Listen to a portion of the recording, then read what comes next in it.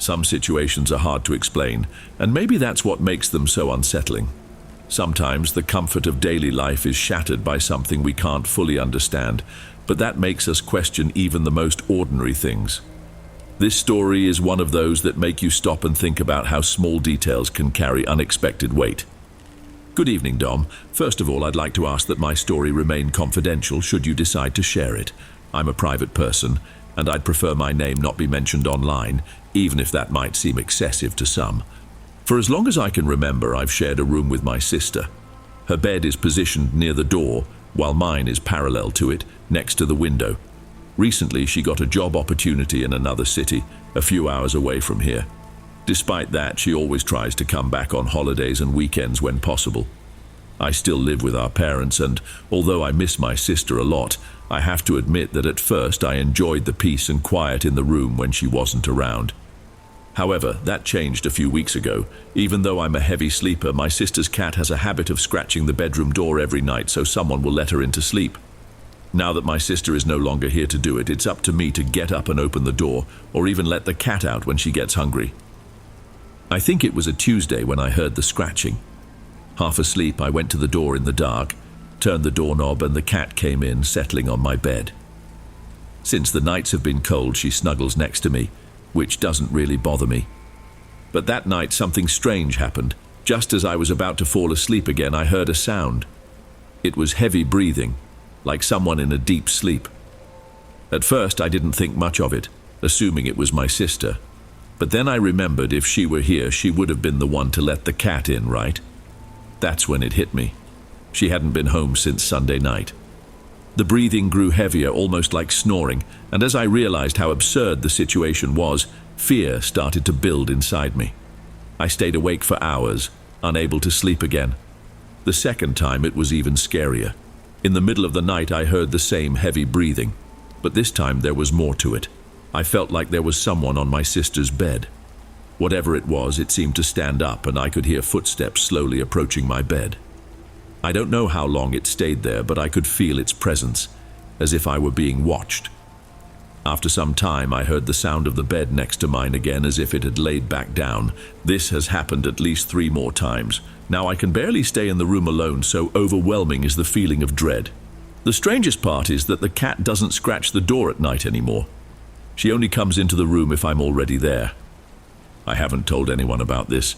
My family doesn't believe in ghosts or spirits, so you're the first to hear about it. Thank you so much for listening. If anyone can give me some advice, I'd greatly appreciate it. Before we move on to the next story, if you're new here, don't forget to subscribe to the channel and turn on the notification bell to get the latest stories. Your presence means a lot, and your support is essential. All right, let's keep going.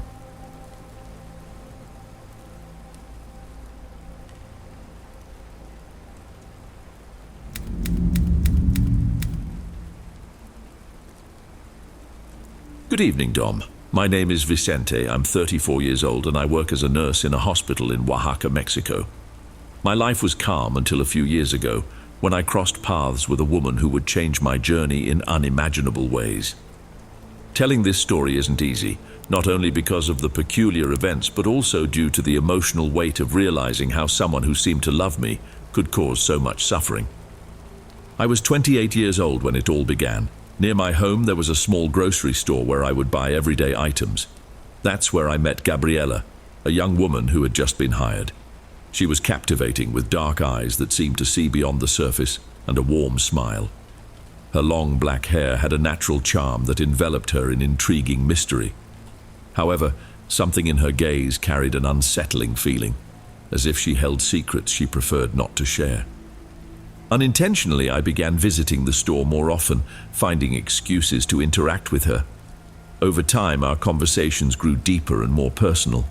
Gabriela shared her dreams, her preferences, and details of her life with me. Her way of being fascinated me, and soon I even knew what her favorite flowers were. One day after work, I brought her a bouquet of those flowers. Her face lit up with a mix of surprise and joy, marking the start of something special between us.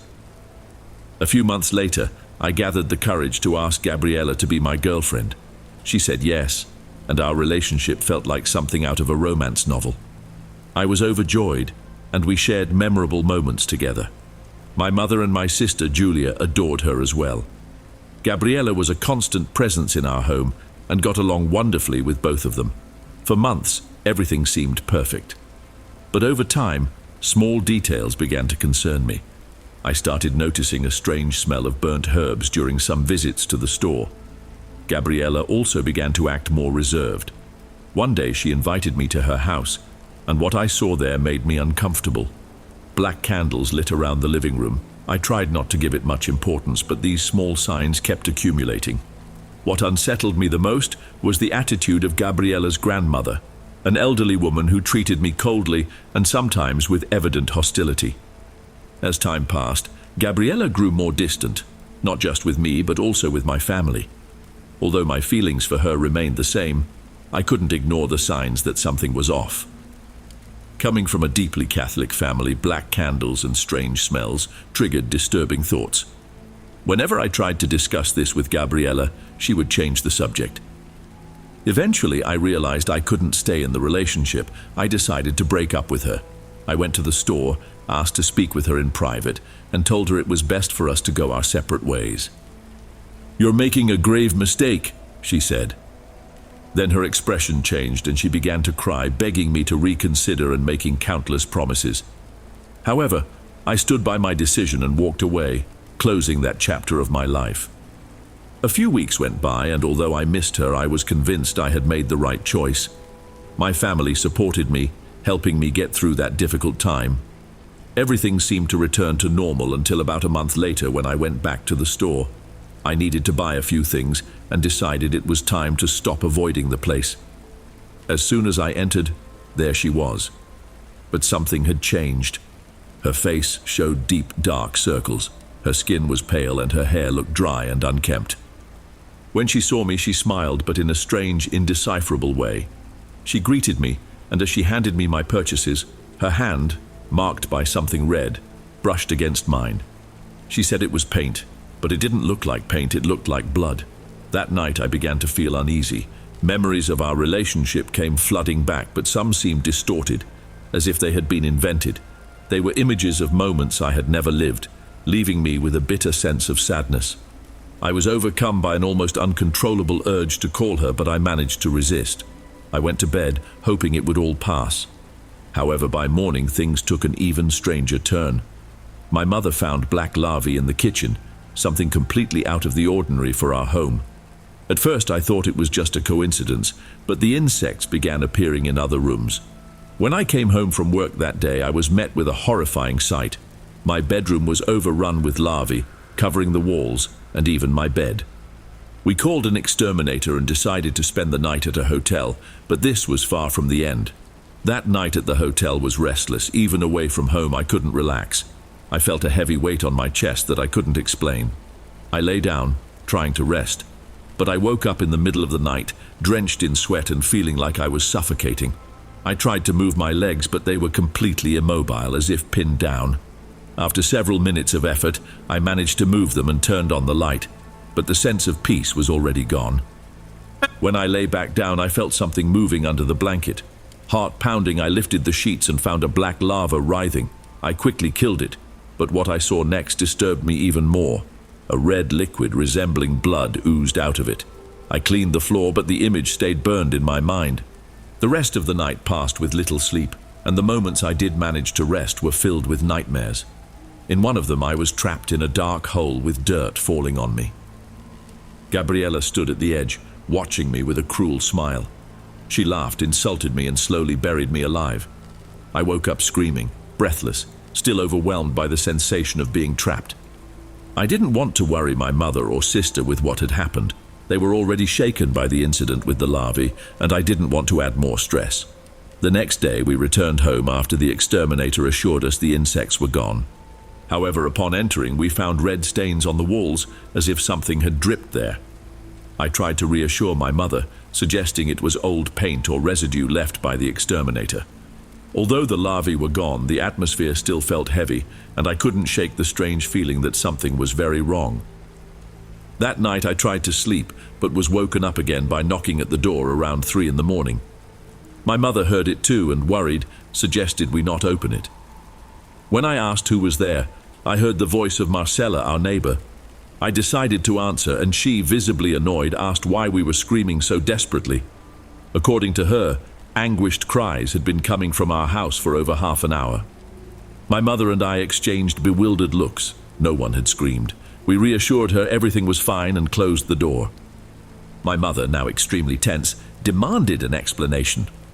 I could no longer hide what had been happening and told her everything, from Gabriella's strange behavior to the larvae incident and my suspicions that something sinister was at play. Although worried, she assured me we would face this together.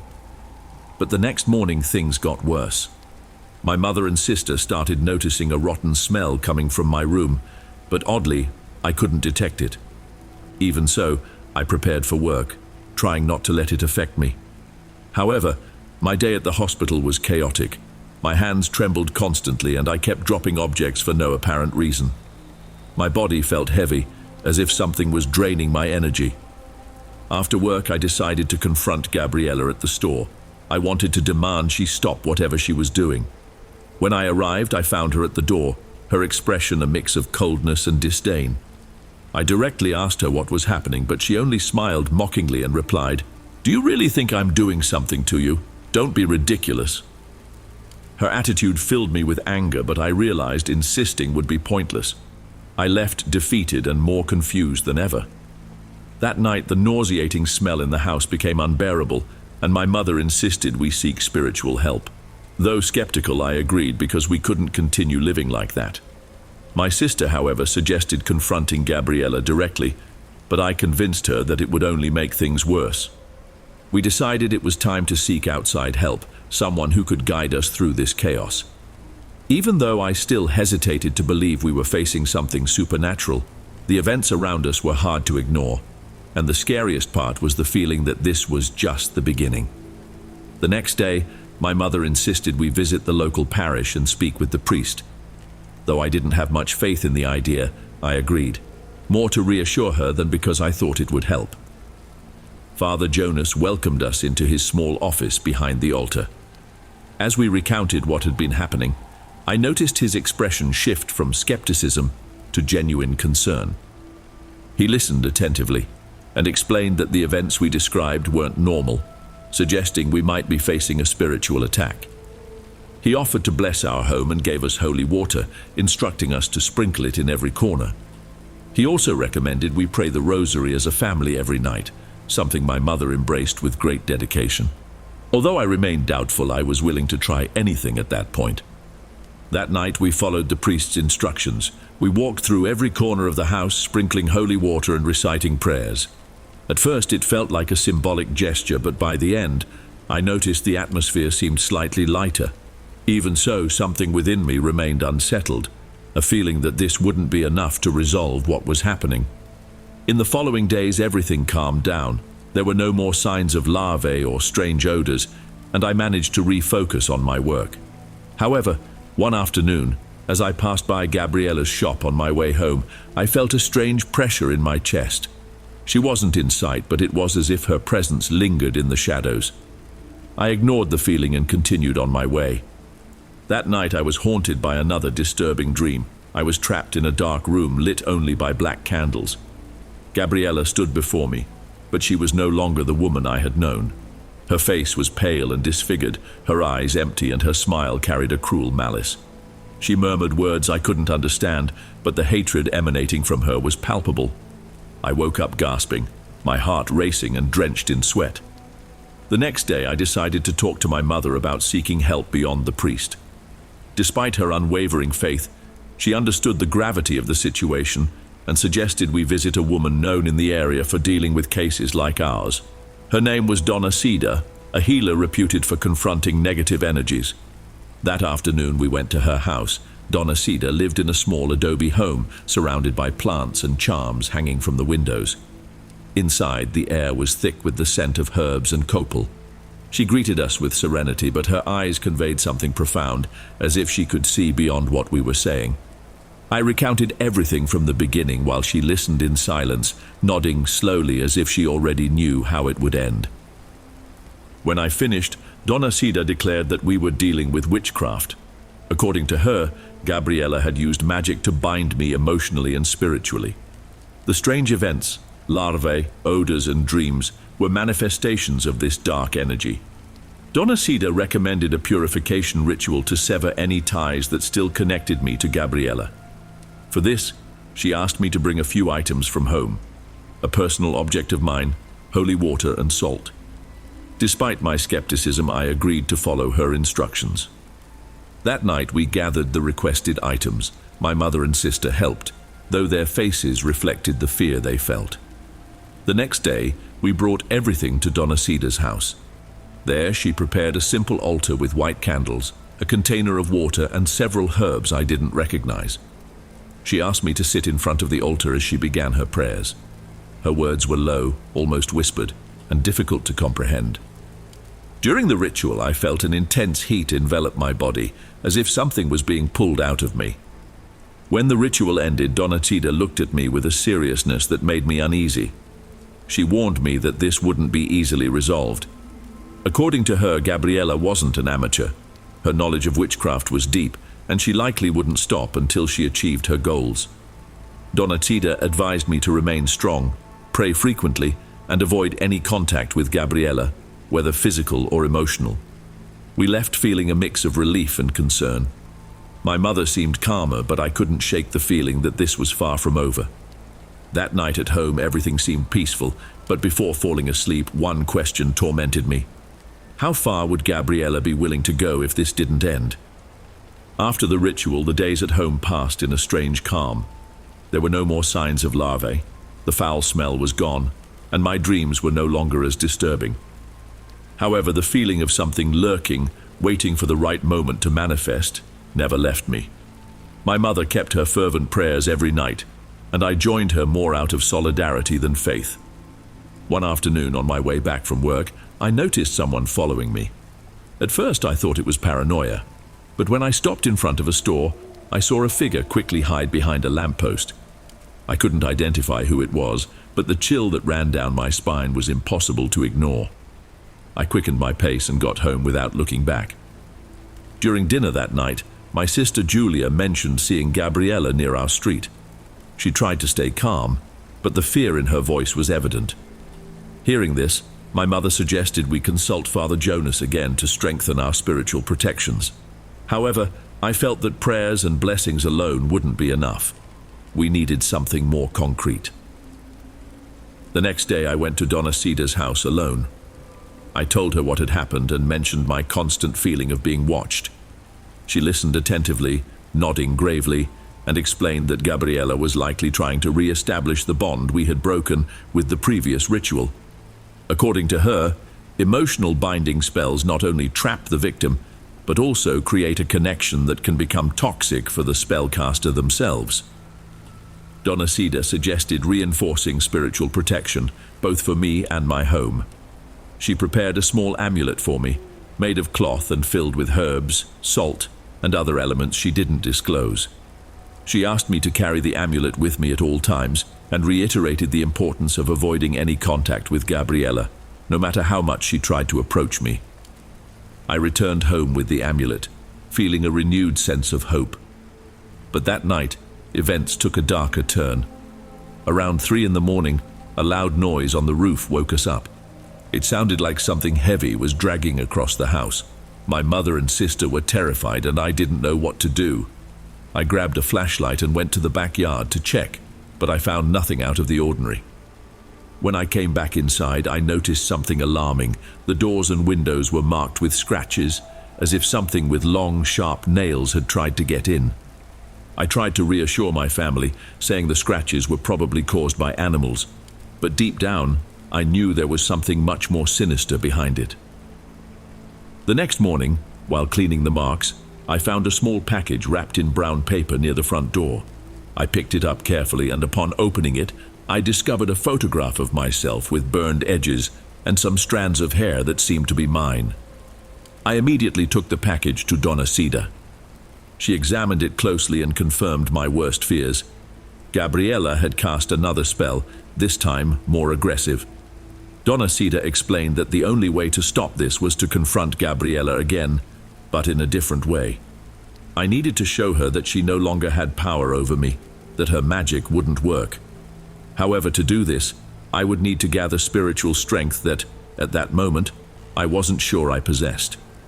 According to her, Gabriella was becoming increasingly desperate, and spells of this kind were not only dangerous for the victim, but could also backfire on the one casting them. Donna Cida firmly warned me that I should not give in to fear, as it would strengthen the connection Gabriella sought to maintain. That same afternoon, Donna Cida performed a new ritual, this time at my house. Using herbal smoke, white candles, and loud prayers, she purified every corner of the space. During the process, she asked me to keep my mind steady, not allowing doubt or terror to take hold. When she finished, she gave me an unsettling warning. This should work for now, but if she persists, the consequences could spiral out of control, she said with a grave expression. In the following days, the atmosphere remained calm. The nights were free of nightmares, and the energy in the house felt lighter. For the first time in a long while, I began to believe I had regained control of my life. But the tranquility didn't last. One night I woke up with a clear sensation that I was not alone in the room. In the dim light, I could make out the silhouette of a dark figure standing at the foot of my bed. Although it was impossible to discern its features, I felt the weight of its gaze on me. I tried to move, but my body was paralyzed, as if something invisible was holding me down. The figure leaned toward me, and although it didn't speak, I heard its voice echoing inside my mind, repeating my name over and over. Panic overwhelmed me, but I remembered the amulet hanging around my neck. Summoning all my strength, I managed to move my hand and grip it tightly. The moment I did, the figure retreated and vanished into the darkness. When I finally regained movement, I turned on the light and searched the room, but found nothing. This incident convinced me that nothing would change until I confronted Gabriella definitively. The next day, I went straight to her shop, determined to put an end to the situation. There I found Gabriella alone, organizing shelves. When she saw me, she gave me a malicious smile, the kind that always sent chills down my spine. "Enough. I know what you're doing, and it needs to stop. Now." She said nothing at first, simply looking at me calmly as if evaluating my words. Then, in a low voice laced with venom, she replied, "You can't escape this, Vicente. It goes far beyond us." Before I could respond, she walked out of the shop, leaving me alone, consumed by anger and fear. That night I dreamed of the desolate field again, but this time something was different. There were no shadows around me, only the oppressive emptiness of the place. On the horizon, a solitary figure was slowly walking toward me. I couldn't see its face, but I knew instinctively that its approach brought nothing good. I woke up before the figure reached me, but I awoke with a sense of emptiness I had never felt before. It was as if something inside me was breaking, a hidden connection to something dark and unknown. I sat up in bed, clutching the amulet around my neck. For the first time, I felt doubt. While it seemed to protect me so far, I began to fear it wouldn't be enough to face what was still to come. The next morning, my mother noticed my unusual silence. She tried to talk, but I chose not to burden her with my concerns. I decided to stick to my routine, hoping to find some sense of normalcy. At work, however, everything felt different. My colleagues began to look at me strangely, as if something about me unsettled them. Whispers behind my back became constant, and even without hearing them clearly, I knew they were talking about me. Leaving the hospital, the feeling of being watched returned, more intense than ever. I looked in all directions but saw no one. The air felt dense, almost suffocating, and every step required effort. When I finally arrived home, I was met with worried looks from my mother and sister. My mother called me to the living room and, with a hesitant voice, told me what had happened during the afternoon. They heard knocks on the walls and footsteps on the roof, but even after searching the entire house, they found nothing. Julia, on the other hand, mentioned sensing that strange smell again, the one that had haunted us weeks ago. The combination of their accounts made me realize I could no longer ignore what was happening. I decided to seek out Donna Cida immediately. That very night, I went to her house. When she saw me, she seemed to understand that the situation had worsened. I told her about the dreams, the knocking, and the odors. She listened intently, her expression more serious than I had ever seen. When I finished, she looked deeply into my eyes and said, "This has gone too far. Gabriella is dealing with forces even she doesn't understand. This isn't just about binding you to her anymore. It's about opening doors that could affect everyone around you." Donatida explained that in her desperation, Gabriella had likely resorted to a vengeance spell, something far more dangerous. According to her, these rituals not only harmed the targeted person, but also unleashed unpredictable energies, often backfiring on the spellcaster. Donacida began a ritual more complex than the previous ones. She used candles of various colors, herbs that released thick smoke, and prayers that echoed through the room. As she prayed, I felt a crushing pressure on my chest, as if something was being torn from inside me. When she finished, she handed me a new amulet, stronger than the previous one, and instructed me never to remove it. I returned home exhausted but with a slight sense of relief. However, that same night, the nightmares returned. This time, I wasn't in the desolate field, but in my own home, surrounded by shadows whispering my name. I felt a presence behind me, but when I turned, there was nothing there. I woke up with my body as cold as ice, and the amulet around my neck was warm, almost burning to the touch. The next day, I resolved to face Gabriella once and for all. I couldn't continue living in constant fear. I went to the shop, determined to end it all. To my surprise, Gabriella wasn't there. I asked the shop owner about her, and he told me she had quit days earlier and disappeared without a trace. I was stunned. Part of me felt relieved, thinking perhaps it was all over, but another part knew her absence didn't mean the end. Something told me the story wasn't finished. Not yet. That night, I woke up startled by a noise coming from the living room. When I went to check, I found all the chairs turned upside down, and a strong smell of sulfur filled the air. My mother and sister were terrified. Despite trying to calm them down, I felt the panic growing inside me. I clutched the amulet tightly and began to pray, pleading for protection. Slowly, the atmosphere returned to normal, but I knew it wasn't the end, just another sign that something was still lurking around us. The next day, I went to see Donacida to report what had happened. She listened carefully and explained that even with Gabriella's disappearance, her energy was still connected to me. According to her, there was a deeper bond that was hard to break, and overcoming it would require me to confront not just Gabriella, but also my own fears. I understood after that conversation that a final confrontation was inevitable, though I didn't know how or when it would happen. That night, as I prayed with my mother and sister, I felt an internal rupture, as if something invisible was pushing me toward an abyss. The amulet, which had always given me comfort, felt heavier and burned against my chest, heightening my anxiety. The following morning, as I got ready for work, my sister Julia approached me, visibly shaken. She told me she had dreamed of Gabriella, but she wasn't the same. In her dream, Gabriella's face was deformed and her eyes were as black as the void. She murmured incomprehensible words while pointing at us with a skeletal finger. Julia, scared, begged me to find a definitive solution, saying she couldn't bear to live under this constant fear any longer. Later, I decided I could no longer delay the inevitable. I sought out Donatida again and told her about Julia's dream.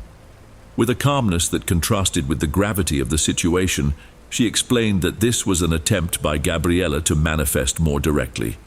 Gabriella's spells were trying to spread and target not just me, but also my family. It was essential to sever the bond completely. Donatida instructed me to return to the shop where it all began, even though Gabriella was no longer there. According to her, that place was the epicenter of her energy. She told me to bring the amulet, a container of holy water and a white candle. Before I left, she warned me to keep my mind clear and not let fear consume me. That night, I went to the shop, accompanied by my mother and Julia, who waited outside. As soon as I entered, I felt the oppressive weight of the atmosphere, almost as if the air were made of stone. I lit the white candle and began to pray as Donatida had taught me. The room grew even colder, the chill seeping into my bones. Then I saw her. Gabriella emerged from the shadows, but she was no longer the woman I had known. Her face was pale and cadaverous, and her eyes glowed with an unnatural light. Even without moving her lips, I heard her voice in my mind.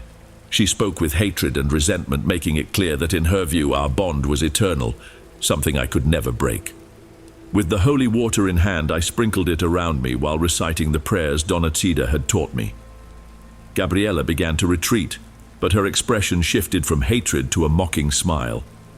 It was then that I realized I wasn't just facing Gabriella, but something much larger, a dark force that transcended her presence. The shadows in the shop began to move, surrounding me, and the air became thick with the unbearable smell of sulfur. I closed my eyes and gripped the amulet tightly, repeating the prayers incessantly. A crushing force seemed to push me to the ground as if trying to break me. But I stood firm, driven by the determination to end it once and for all. Slowly, I felt the energy around me change. The shadows began to weaken, dissolving into the air, and the room gradually grew lighter. When I opened my eyes, Gabriella was gone. The shop was silent, but the air finally felt free of any weight or tension. I took a deep breath and left the shop trembling, still shaken by what had just happened. As soon as I saw my mother and Julia waiting outside, they embraced me, and even without me explaining everything, they understood something significant had changed. That night, for the first time in months, we slept peacefully. The days that followed brought a long-missing sense of peace. The disturbances at home stopped, the unsettling dreams disappeared, and the amulet I wore no longer felt hot or heavy. I felt that the bond had finally been broken. I returned to Donacida's house to thank her. With her characteristic serenity, she welcomed me with a smile and said, "You are free now, but remember, keep your faith strong so that nothing like this happens again." Although Gabriella never appeared again, her memory remains etched in my mind as a warning. I learned that dark forces exist and should not be underestimated. And perhaps most importantly, I understood that people who seem harmless can sometimes harbor deeply sinister intentions. Since then, I have lived with greater caution and gratitude, cherishing the peace I now have and the strength I discovered within myself. If you're enjoying the stories, don't forget to leave a like. It really makes a difference. Okay, let's continue.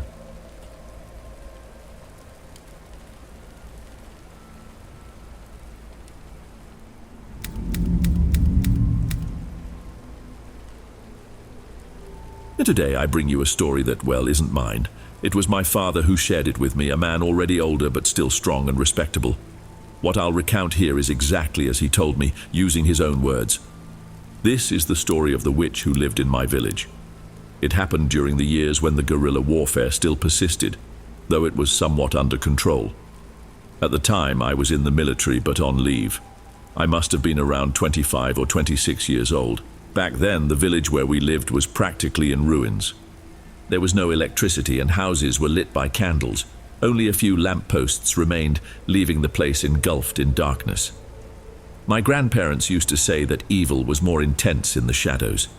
Because of this, they firmly believed that beings like La Llorona, El Sombreron, and the Cocha Bruja roamed the area. The legend of the Cocha Bruja was widely known. People said it was a giant pig, with a disproportionate and terrifying body. Many drunkards swore they had seen the animal and described how it tried to drag them away. Of course, I had never witnessed anything like that. As a soldier, I couldn't afford to wander around drunk, as I could be spotted by a colleague or worse, a superior. But everything changed when the rumors started to materialize. The early hours of the morning were interrupted by strange cries, and people we knew began to disappear. Fear, once just a distant idea, became palpable. What caused the most shock were the bodies found behind the market, at the bottom of a ravine. Most of them were drunk men, dead with severe injuries and deep bite marks. Faced with this, a friend of mine, who was also a soldier, and I decided to act. We didn't believe in supernatural explanations, but we were convinced that some wild animal was attacking and needed to be stopped. It felt almost like a duty to protect the village, even those who drank too much, before it started attacking anyone, including women and children who might be outside at the wrong time. We organized ourselves with some neighbors and came up with a plan. Every night we stayed alert, waiting for any sign, growls, dragging footsteps. Armed with wooden sticks and machetes, we were ready to face the creature. Weeks passed without any sign until one night a neighbor came running to my door, visibly shaken, and whispered, "Come quickly. The witch just passed by 2 blocks away. We're gathering, but we need you." I grabbed my machete and a piece of wood and joined the group. When we reached the indicated spot, we saw something unexpected. A naked woman, walking in the dark, staggering back and forth along a narrow path. We were apprehensive but approached cautiously. At that moment, I began to believe that this wasn't just an animal but something more, perhaps a witch. As we got closer, I recognized the woman. She was a neighbor of ours. We quickly covered her and took her back to her house. Later, we discovered she had left in an unconscious state, sleepwalking, unaware of what she was doing. It was the first time something like that had happened to her, and it didn't seem to have any connection to the supposed giant pig. That's when suspicion arose. If the witch was someone from the village, someone we knew, perhaps she had discovered our plan and was trying to divert attention by using an innocent person as a distraction. This made us realize that capturing her would be much more complicated. She already knew we were after her.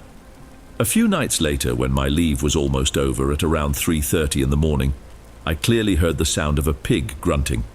The noise was intense, coming from afar, but it was enough to wake the neighbors. I ran in the direction of the sound and then saw it with my own eyes. It was a massive pig with a strange, disproportionate body. Hanging from its head were strands of white hair. Its eyes weren't normal. They were human, completely human, glowing with an indescribable rage. Instead of front legs, it had hands, and on its back it carried a drunken man who desperately tried to choke it with his belt while screaming for help. We managed to get the man off the creature's back and started attacking it. However, the beast had incredible strength. Despite the blows we landed, it seemed to resist everything.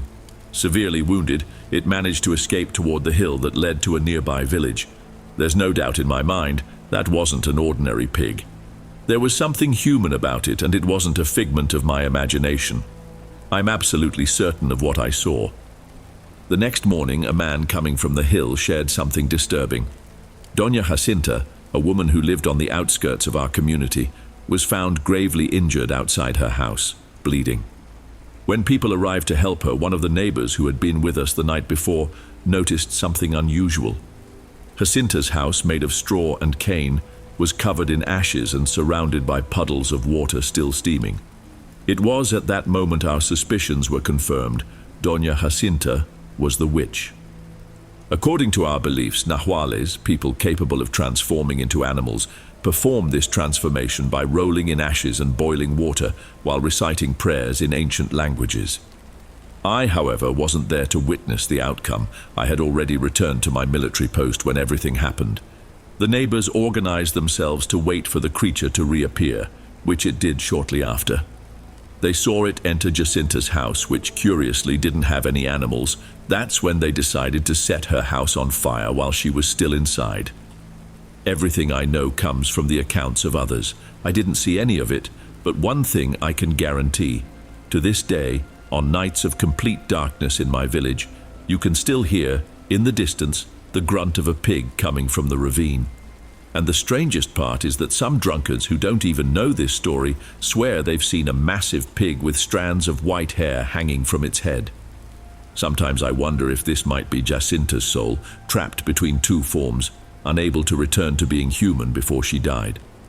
Perhaps now she's doomed to wander forever, becoming a true legend.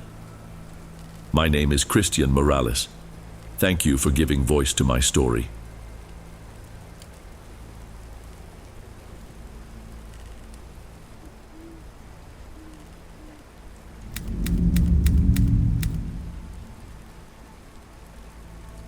My name is Sandro, and I live in a colony in the state of Mexico.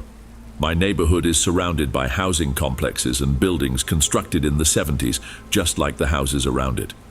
When I was 12, most of my friends lived in those complexes, and I often went there to play. One time, around 9 in the evening while we were still playing, the power went out. Everyone ran to their apartments, but since my house was outside the complex, I had to walk home alone. The darkness was absolute. There were no stars, car headlights, or sounds around me. I walked slowly, feeling the ground with my feet, trying to follow the cement path that led to the exit. That's when, as I turned a corner, I saw a light.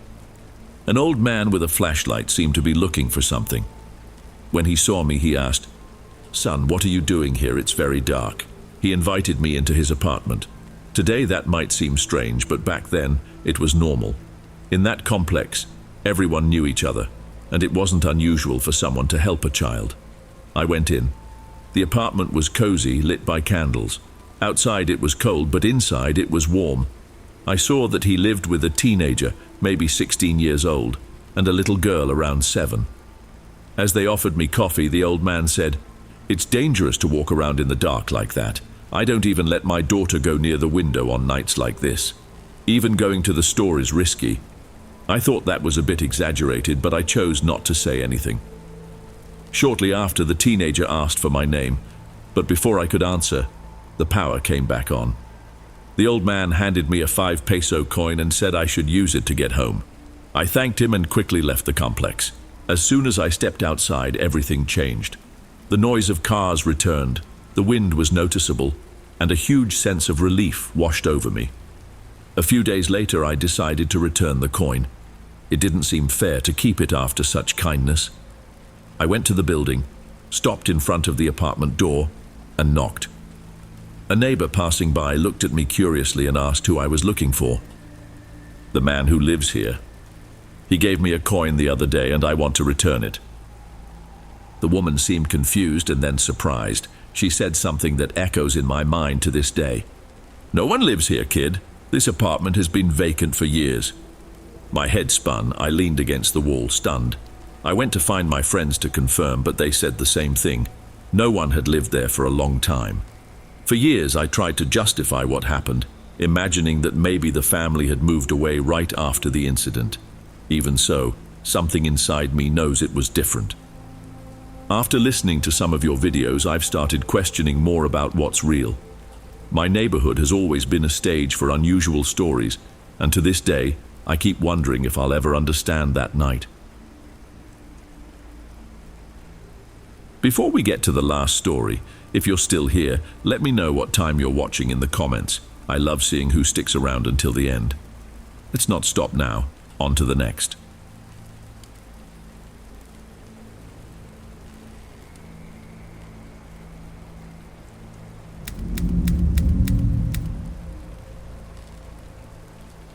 Since I can remember, I have been passionate about horror stories. It doesn't matter if they are in movies, books, or any other format. I'm always looking for something new to explore within this genre. Despite all this fascination, I never saw myself as someone emotionally prepared to face paranormal phenomena on my own. Besides, I'm a very skeptical person. Whenever something strange happens, my instinct is to look for and find a logical explanation. But what I'm about to share completely defies the ordinary. This experience happened to me and my friend Felix in 2020. To this day, I can't find a satisfactory explanation for what we witnessed, and I've never heard of anyone experiencing anything similar. It wasn't the first time something strange had happened to me in that place, but this time was much more intense. Every time I go back there, I feel a restlessness I can't explain. The place is near Mexico City. If you prefer to keep the details vague, you can omit the exact name, but it happened in Tepoztlan at the Tepozteco Hill. I have a habit of photographing landscapes, and a friend who is also a photographer invited me for a hike on the hill. I accepted the invitation, but since I wasn't familiar with the area, I invited some friends to join us. We used the opportunity as an excuse to spend a weekend away from the city after so much tension and isolation due to the pandemic. We planned everything carefully. We rented a house to stay for one night and scheduled 2 days at the location. The house was facing the hill, offering an incredible view. We were welcomed by a very friendly couple, the owner of the house and her husband, who gave us several tips for exploring the area and visiting the village, which was a bit farther away. Something curious caught my attention. The house's decoration was filled with objects related to UFOs. When I showed interest, the owner mentioned that, as fantastic as it might sound, she and her husband, who had lived there for years, had witnessed numerous strange sightings over the hill, especially in an area known as the Twins. The hike we initially planned wasn't supposed to be at night, but the person organizing the walk was late. Because of that, my other friends decided not to go, But Felix, one of my best friends, decided to accompany me.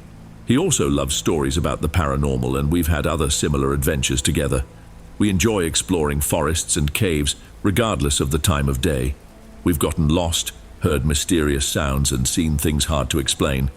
But we always make the most of these adventures, supporting each other. Around 10 at night, we met up with the group that would guide us along the trail. The path led deep into the hill, and, as they explained, was called the Con Trail, although the name varies among locals. One of the guides knew the route well because he lived nearby, but the darkness was oppressive. Without flashlights, it was impossible to see more than a few inches ahead. The surrounding forest closed in, with trees forming a complete barrier against any light. As we walked along the trail, our guide began sharing some stories related to the hill. He mentioned accidents that had occurred there, often involving people who climbed up to use illicit substances and ended up getting lost, sometimes needing to be rescued by helicopters. He also shared a local legend. The hill supposedly had a guardian, and according to the belief, anyone who was disrespectful upon entering might be prevented from leaving. Stories like these tend to impress some people, but that wasn't the case for us. We continued walking until we reached a lookout point that offered an incredible view of the village. While the group took pictures, I also tried taking a few at first, but something was bothering me. I ended up putting my equipment away and stayed by my friend Felix's side. At some point, the two of us wandered a little away from the group, driven by curiosity to explore the area on our own. Even so, we stayed close enough to hear the others' conversations. Suddenly, almost as if we had agreed on it, we both looked back at the same time. What we saw was a clearing, an area with a stone-covered ground, surrounded by trees that completely blocked out the light. Everything was very dark except for one detail. At the far end of the clearing, a perfectly drawn triangle on the ground seemed to emit a soft silver glow. The figure was sharp, impossible to ignore. My mind immediately tried to find a rational explanation for it.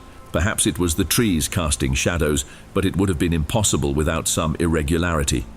That triangle was flawless. I looked at Felix, and he was also staring intently, clearly as puzzled as I was. Even though we were used to exploring challenging places, neither of us dared take a single step toward the clearing. That's something that still intrigues me. What held us back? We've faced dangerous situations before and always pushed forward, but this time something stopped us. There was another strange detail that we only remembered later. We both had flashlights in our hands. When we tried to illuminate the triangle, the lights began to malfunction, flickering constantly even though the batteries had been freshly charged. It was as if something in that area was preventing any attempt at illumination. We reported what we saw to the group, but no one seemed to pay much attention. I'm not sure if they didn't notice or simply ignored it. Felix and I, however, couldn't take our eyes off that figure. We stood there observing it for quite some time, feeling an increasing anxiety to leave, but knowing it would be impossible to return alone through the forest. We had to wait for the rest of the group. While we waited, we kept checking to see if the triangle was still there, and it remained unchanged. I felt uneasy but tried not to show it. As I mentioned before, we're not the type to be easily swayed by stories or assumptions. Still, that moment stirred a nervousness I couldn't justify. Later, back at the house, Felix confided that he also felt something very strong, a paralyzing fear, almost like a premonition of imminent danger. He described the sensation as a fear of death. Strangely, as soon as we started descending, the flashlights returned to working normally. The group we were with, however, wanted to take another break to experiment with light painting, a photographic technique where, with the camera set to long exposure, light sources are used to draw in the air, creating luminous trails. This required us to remain in complete darkness. At that point, Felix, who had drunk a lot of water earlier, told me he urgently needed to use the restroom. We always try to respect the places we visit. We never leave trash or take anything with us. But on this occasion, Felix had no choice. He stepped a few meters off the trail for privacy while I stayed on the path, at a point where I wouldn't disturb the group taking light photos, but wasn't completely alone either. The darkness around me was absolute. A few minutes passed, and suddenly I heard hurried footsteps coming toward me. The sound was intense, as if someone were running desperately. Instinctively, I turned on my flashlight and pointed it toward the noise. It was Felix. He was running at full speed, his face pale and an expression of pure terror. It took him a few moments to catch his breath and finally tell me what had happened. He explained that as he approached some bushes to relieve himself, he heard a strange sound. He pointed his flashlight toward the noise and saw what looked like feet, white feet that extended up to the knees. They weren't human feet, but they also didn't resemble those of any animal he knew. They were eerily white. As soon as the flashlight beam hit them, the figure bolted. Felix described its movements as something not human, oddly clumsy but very fast. The sound it made as it moved was loud and unsettling, like something large was crashing through the bushes. Terrified, he ran back to me as fast as he could. After hearing his account, I was gripped by fear too. We both insisted that we needed to leave immediately. We urged the group to wrap up their photos, and as soon as possible, we returned to the house. When we reunited with our other friends, we shared what had happened. Gradually, the panic dissipated as we laughed and shared less tense stories. The next morning, when we returned the house keys, the owner approached me. What she said sent chills down my spine. She mentioned that she had tried to contact me during the night but couldn't reach me. I found that strange because I always keep my phone with me, especially for work. She explained that she wanted to warn me to look at the hill because, according to her, the lights had returned that night. Hey everyone, thanks for listening. Click the notification bell to stay updated on all future narrations. I post new videos here every day. I hope to see you in the next one. On the screen now, I'm leaving 2 other great videos I know you'll enjoy. See you there.